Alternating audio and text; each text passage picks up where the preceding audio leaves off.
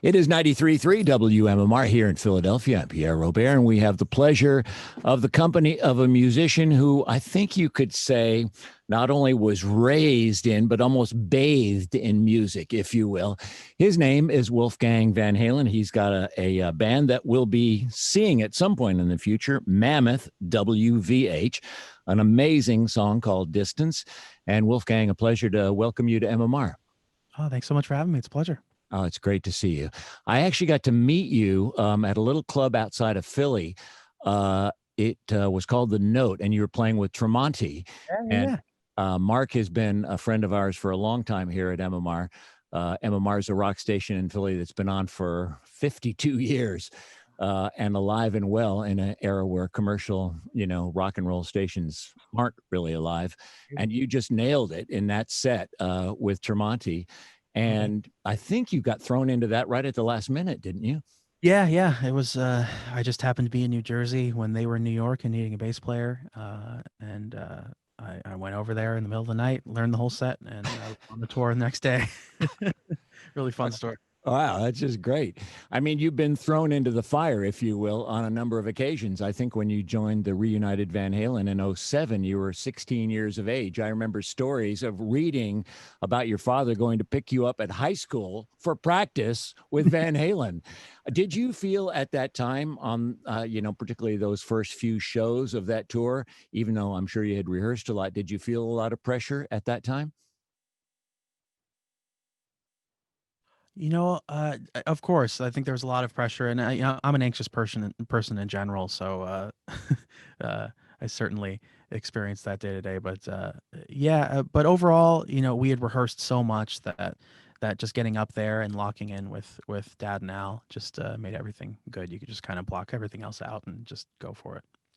What was the experience like if you were to try to describe it to someone? Because again, that's pretty, even though you were raised in that whole environment and you had Los Angeles celebrity and all of that stuff that goes along with it, but still for you to be, a key part of a three-piece musical entity, essentially, and a singer, that's a lot. And I'm just curious what was going through your head, particularly those first 4 or 5 guys. I saw the show in Philly and I was so excited to see Dave back with the band and to see how you would do. And, you nailed it. But the tour had been underway for some time at that point. But, those first few shows particularly, how did you deal with it? How did you feel you did? How did you Uh, relate to it? it was incredibly overwhelming, but it was so exciting all at the same time because we had been rehearsing for so long at that point that it you felt like you were finally getting to do what you were waiting for the whole time. Um, but yeah, still a lot of nerves, but eventually, you just get into it and you get comfortable. Mark Tremonti told me a story about going to 5150 Studios and hearing, I think it was you and Alex and your father running through the album and how, awestruck he was to be in the presence of that kind of talent in that very famous location. Can you describe what 5150 is like to folks? Because we've all heard about it.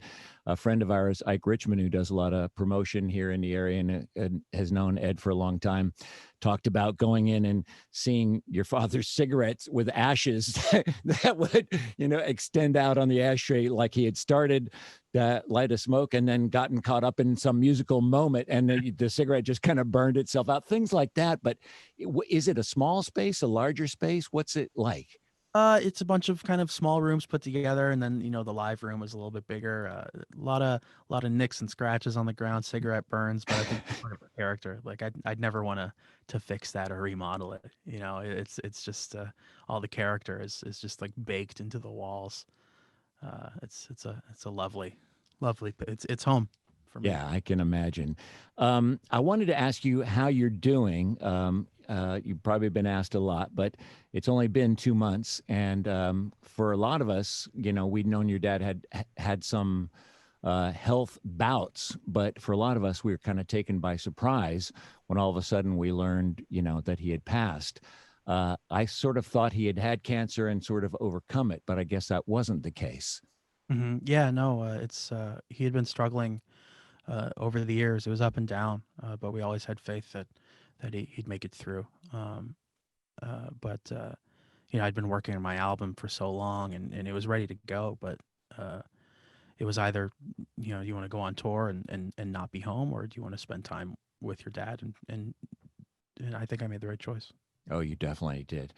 There's this song. Well, this song is so amazing. I'd like to ask you about some of the other music you have. I don't know how much time we have, but this song, Distance, you to really appreciate it, I highly encourage everyone to check out the video because it's just so beautifully put together. It's the story of your early life, essentially, but it's the story of a father and son connection that's so potent and so powerful. It's got pictures of, or video of you coming home from the hospital, you and your mom and your dad, with a big smile on his face, and he's kissing your forehead, and you're all wrapped, and then in the blankets and stuff. And then, there's my favorite scene is him sitting at a piano playing, and you're sitting in his lap. Other scenes where you're, kind of fiddling with his guitar. He stops playing guitar and puts it down so you can play it. And the words are so potent. You write, "I'm so happy you found a place that's better for you than this rock we're living on. I'm so nervous, don't know my place. A life without you, I'm not ready to move on. No matter what the distance is, I will be with you. No matter what the distance is, you'll be okay." So potent, so from the heart. It's a beautiful song and beautiful words to go along with it, and an amazing video. Thanks. That means the world. The response from everyone has been so incredible. I never expected it to resonate with so many. Really? Yeah, You're surprised. yeah. I can't believe. I know people would at least check it out Mm. under the circumstances, but seeing all these stories and everybody relating it to their own life has been a huge honor. Had your dad heard the song before he passed? Yeah, yeah. He heard everything I recorded. Did he see the video at all? No, the video wasn't even close. That was Okay. something that came in late in the game. Because there at the very end is I guess a voicemail that he left you. I assume close to the end, and it's so moving and so powerful. Can you describe that? Yeah, I'd been going through my phone after everything that happened, and I found this one from, I think it was actually a couple years ago, and it just, I think it was a really great example of just how amazing of a father he was, that I thought it was really important to share. A friend of mine, not too long after high school, his father suddenly died. And he left this analogy for me that I've always related to. I grew up in California and grew up around earthquakes in San Francisco. And he said that death is like an earthquake where you get this initial shock, but your body, your psyche really can't absorb it all. So, somewhat again analogous to an earthquake, you get aftershocks. So you get the initial shock and you sort of think you can absorb it, but you really couldn't take all of that enormity at once. And then you get an aftershock.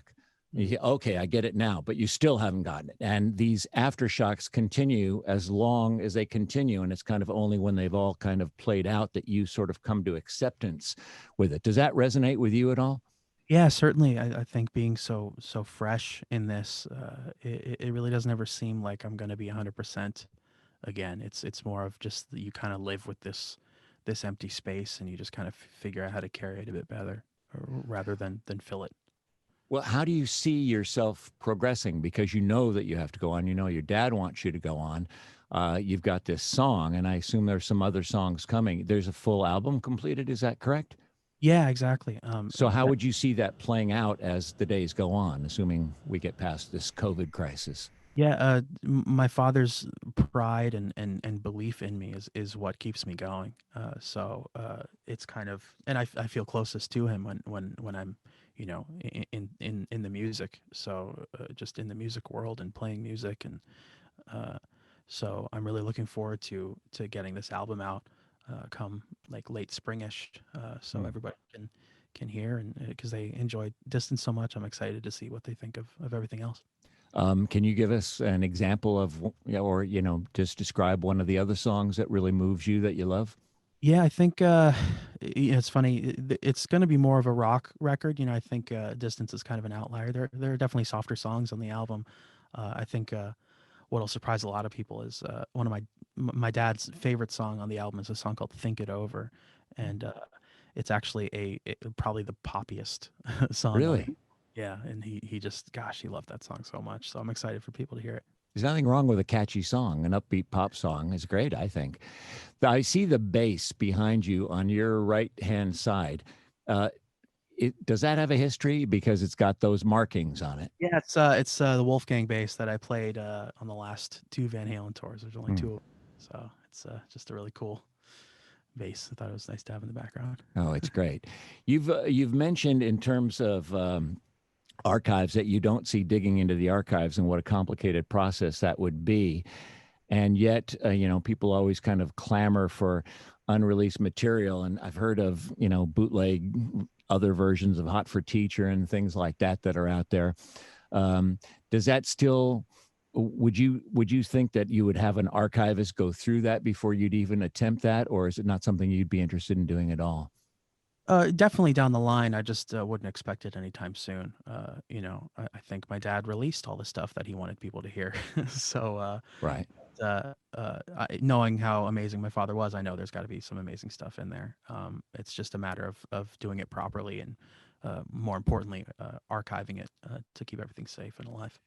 Two more questions. I know you got to go, but one of them regards here in Philly, because when you were on those tours, you were still a very young man, and I heard here in Philly that you went to the Constitution Center here while you were here. I don't know if that's accurate, but if it was, I'm just wondering what your impressions were.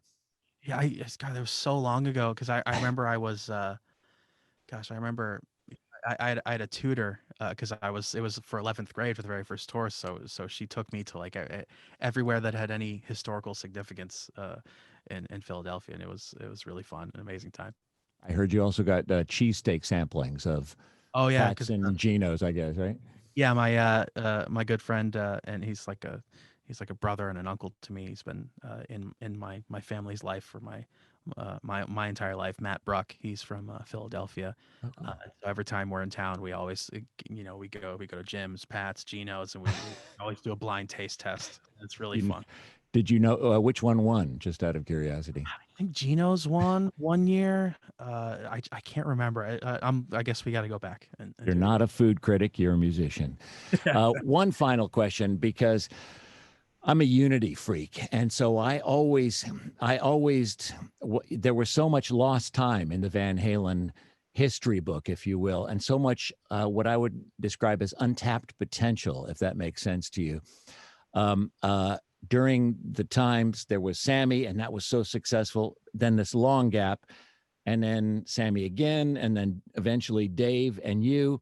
But I envisioned, and Sammy and Dave sort of tried it, but it was a miserable failure. But I envisioned this grand unity tour, and I'm wondering if any of that makes any sense to you. I could have seen a day. Obviously, it won't happen, but I could have seen a day when the two singers, maybe even three, maybe even bring Gary Sharon, but Sam and Dave would be on stage with you and Michael Anthony and Alex and your father, Eddie Van Halen. And I think it would have been the largest tour under the sun for a long time to come if, well, it's a delicate thing, egos and all that stuff. But do you Oh, think that ever it had? would have been a beautiful mess for sure. It would have been incredible and so worth doing for sure. You do think so? Yeah. Oh yeah. It would have been I guess a beautiful mess would be the best way to put it. Where would you have fit into that? Would you have played bass, keyboards? Would you have, because you're certainly capable of all kinds of music. Yeah, I mean, in any shape or form, I think it just would have been fun to just be a big old party. I could open for it, I could hop in for keyboards or do a different kind of truth song. I could play on the bass, or it just would have been a good time. And do you ever see some kind of a tribute concert somewhere down the line? Somewhere down the line, for sure, when it's all safe. I think it's kind of out of the question right now. Right. But down the line, I wouldn't be against, a proper tribute show for sure. And the album, when it comes out, what will it be called? No plan on that yet, but Okay. as soon as we hammer everything out, you'll hear. Just stay tuned to the socials. Well, the song is Distance. It's an amazing piece of music. I congratulate you for it. The band, when we hear it, will be Mammoth WVH. Wolfgang Van Halen has been our guest here on MMR in Philly, and we thank you so much for your time and wish you all the best. And stay in touch with us. We'd love to have you eventually come by and chat with us in person. Thanks so much, man. It was a pleasure. Looking forward to hanging out when this is all over. Cool. All the best. And if you see Mark Tremonti, tell him Pierre said hi. You got it. So, all right. Cheers.